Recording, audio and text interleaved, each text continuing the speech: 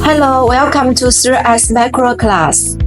When people think of reverse osmosis, the membrane is often the first component that comes to mind.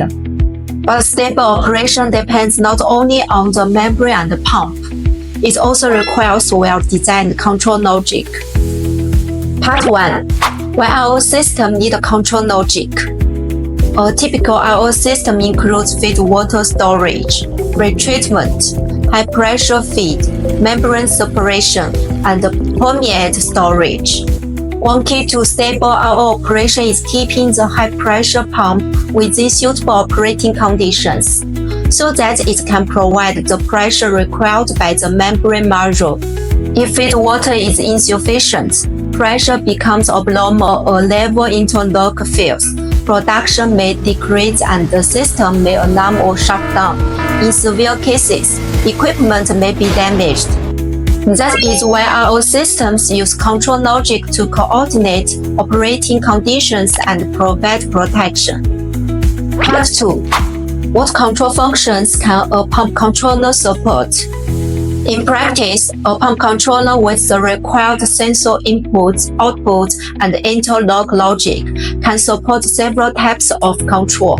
First is level interlocking. A low level in the feed water tank can stop the high-pressure pump to prevent insufficient feed water, while a high level in the permeate tank can stop water production and prevent overflow. Second is pressure monitoring and protection. If inlet pressure falls below the configured limit, the controller can trigger an alarm or stop the high-pressure pump to avoid operation with insufficient feed water. If system pressure becomes too high, the appropriate protection can be activated to reduce risks to the membrane module and piping. Third is automatic interlocking.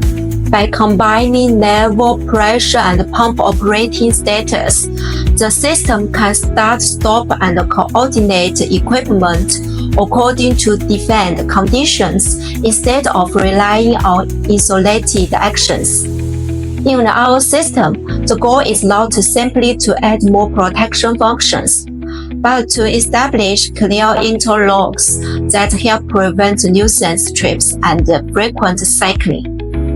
Part 3. The upgrade path for RO control.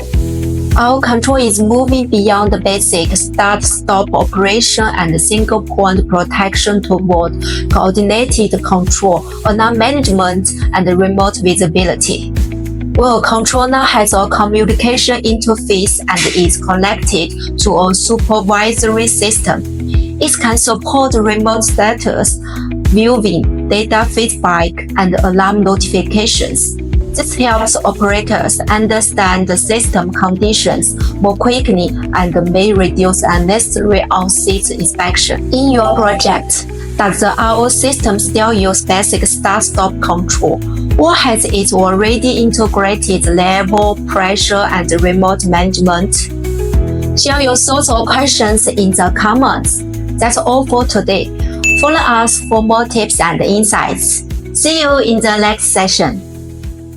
On manned pump control, choose 𝒑𝒓𝒊𝒆𝒅.